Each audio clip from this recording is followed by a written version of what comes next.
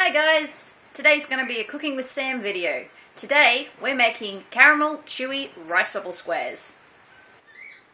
Your ingredients.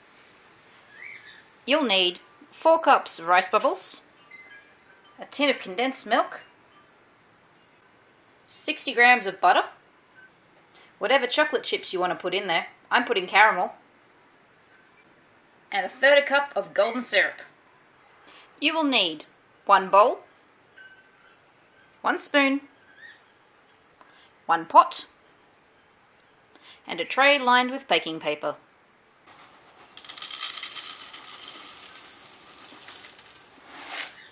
Measure out 4 cups of rice bubbles, spilling them everywhere as you do it.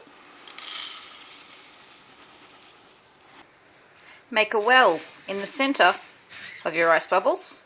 This is where your wet mix will be going. Clean up all the rice bubbles you've spilt everywhere and on the floor. Clean up the egg that fell out of your fridge when you put the butter back. Put the butter, the condensed milk, and the golden syrup, expertly measured, into a pot. Turn the pot onto low to medium heat and cook until caramel brown. The butter will melt, the condensed milk will thicken, and it will turn into something like this. See how the colour's changed to a golden caramel? And it's very thick now. This is what you want. This is ready to be poured into your dry mix.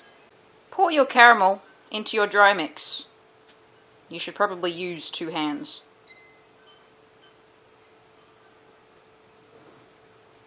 Mix it all up until it's combined. It should look something like this. Not very appetizing right now, but it tastes good.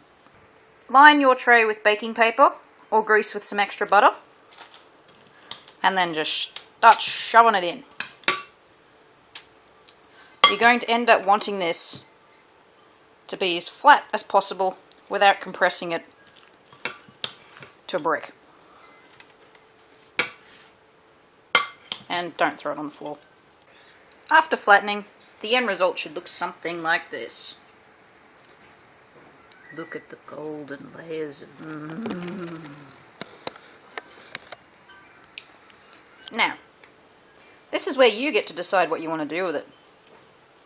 Some people melt chocolate down and pour that over the top. I find that to be a bit too sweet because there's already a lot of sugar in this.